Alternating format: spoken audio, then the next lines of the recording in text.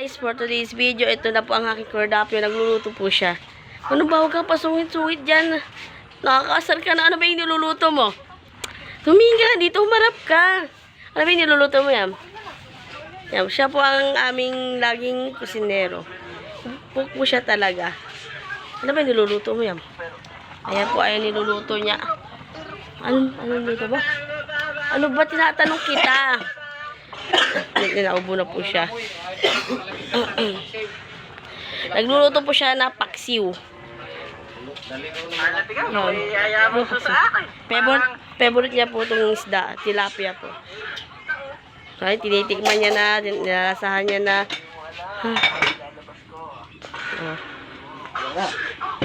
Luto na agad. Peace naman. Ano yung isasala mo dyan yan? Napiprito ka ba? Ano ba yan? Initin ang adobo. Adobong manok. Ano ba? Ano ba? Likot-likot mo naman. So, ayan pa. Paikot-ikot po siya. Di niya malaman kung ano yung gagawin niya. Mag-flashlight ka naman para makita ang niluluto mo. So, ang lakas-lakas ng apoy. Kita nyo naman, di ba? Yung kawali namin. Para nang nililipad. So, ayan. Iniinit niya. Oh. At yung nililipad na yung kawaling sobrang lakas ng apoy. Baka naman pwede mong hinaan yan. Kinawawali na lang yung kahoy namin, guys. Ano ba yan?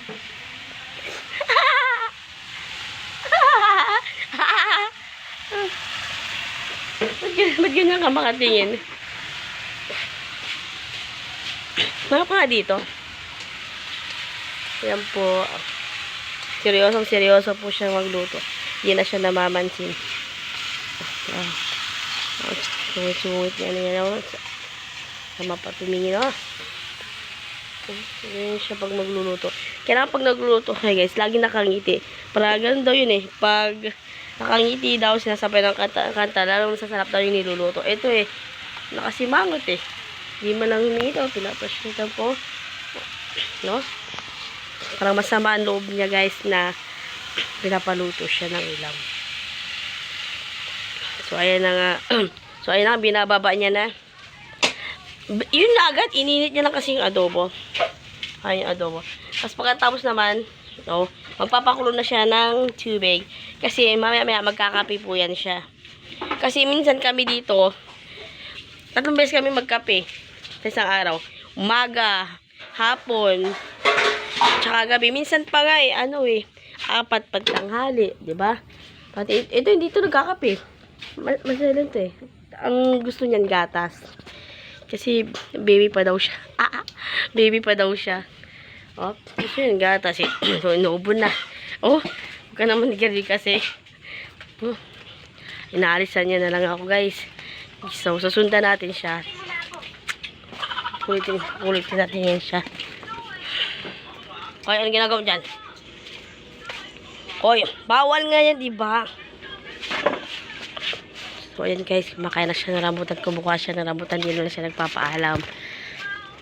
Bawal yung lalong ubuhin ka niyan. Diba cordapio? Lalong ubuhin ka niyan.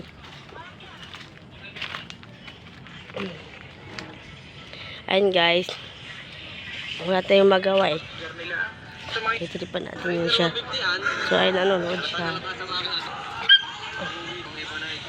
Ito po yung kanyang motor. Ayan. Papakita ko lang yung motor niya na mahal niya yan. Grabe. Mahal na mahal niya yung motor niya eh. Mas mahal pa niya yung motor niya kaysa sa akin. No? Di pa ako niya pinapansin. So, kukulitin lang natin siya. Rate nyo kakaibang rater yan. Ano yung pinapanood mo yan? Motor na naman guys, pinapanood niya. Ano pangalan mo tol? Kaya na, addict sa motor eh. RJ, tanongin natin kung anong ginawa At sa addict sa motor, hindi addict sa babae. Diba yan? Makinig ka sa akin. Humin ka nga. Inverted siya. Uy! Pero yung makina niya, all stock Wala, ampo na yan. Ilagay mo na yung motor doon. Custom chassis. Ayan, makikita nyo. Makikita So, ayan na nga guys. Ang tawag dito. Yan. Yung pinaka-support. Yung motor na naman lagi pinapanood. Ganyan lagi pinapanood niya eh. Yung ganyan mga motor eh. Minsan napaparinig pa yan siya sa akin na baka naman, ganito ganyan, kung ano nasa isip nito pag nakakita siya ng mga motor eh. So, ayan. Ayan, dual exhaust din. Makikita natin Uy! dual exhaust. Lagay mo na yung motor doon. So, ayan.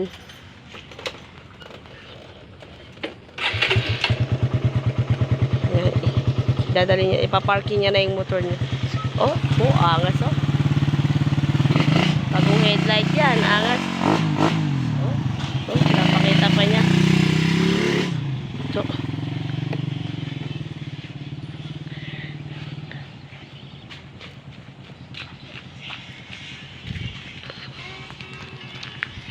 ito. So, ayan, nakaparking na po yan, guys. May ano na yan siya, kaya nagkaganyan eh. So, ibibideo natin siya.